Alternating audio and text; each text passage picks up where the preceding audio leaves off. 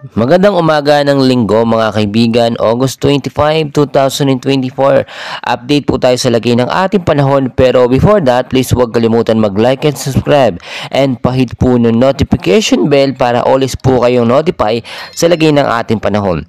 Mga kaibigan, ito pong ating binabantay na tropical cyclone na nasa labas po ng Philippine Area of Responsibility ay lalo pa pong lumakas mga kaibigan. Ito pong si Typhoon o Extreme Typhoon po na Shanshan ay may lokasyon po na 1,980 kilometers east of extreme northern Luzon mga kaibigan.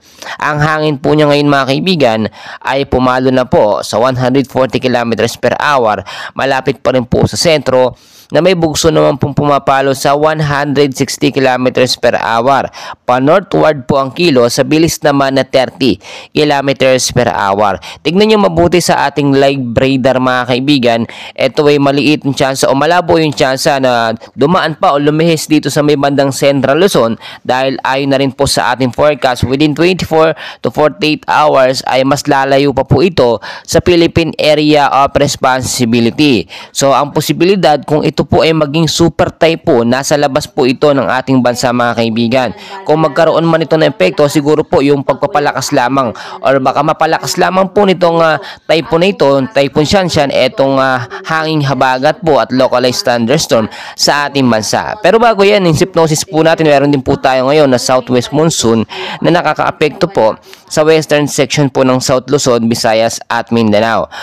Forecast weather condition tayo mga kaibigan, yung mga lugar na aking babanggitin ay yung mga apektado po ng southwest monsoon at ng localized thunderstorm. Sa area po ng Mimaropa, Western Visayas, Negros Island Region, Zamboanga Peninsula at Sacsayhuaman mga kaibigan, kasama na po ang BARMM, maulap po na kalangitan ang mararanasan ngayong araw po ng linggo, especially po madalas tuwing hapon at sa gabi naman nakakaranas po tayo ng moderate to heavy rains po pagdating sa gabi. So pinag-iingat po ngayon pa lamang yung mababang lugar po sa mga lugar na aking nabanggit at gain din po sa mga landslide prone area. Kapag meron po tayo banta ng malawakang patuloy na pag-ulan, maging handa na po tayo mga kaibigan. Samantalang dito naman po sa area ng Metro Manila at the rest po ng ating bansa ay patuloy pa rin po makakaranas po ng cloudy skies with isolated light rains and heavy rainfalls. Pagdating sa gabi, dulot naman po ng localized thunderstorm. So walang southwest monsoon sa mga lugar na yan aking binanggit, pero meron namang localized thunderstorm mga kaibigan. Ang posible po magbigay ng malakas at malawakang pag-ulan sa ilang bahagi ng ating bansa na madalas po may kasama pang pagkulog at paggidlat. Meron tayong cloud cluster mga kaibigan malapit doon po sa Typhoon Shanshan na binabantayan din. At ito po yung maliit pa naman yung tsansa na maging isang LPA or active LPA at nasa labas po ito ng Philippine Area of Responsibility.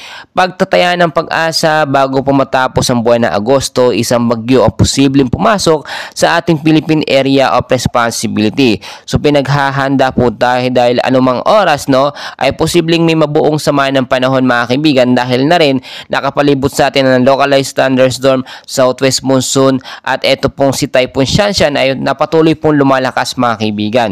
So mga kaibigan, lagi kong pinapaalala kung kayo lalabas sa hapon at sa gabi, anumang araw po yan, importante po magdala kayo ng payong, jacket, kapote, panlaban po iyan sa mga biglaang pong pag-ulan mga kaibigan. And please, wag na wag pong kakalimutan mag-like and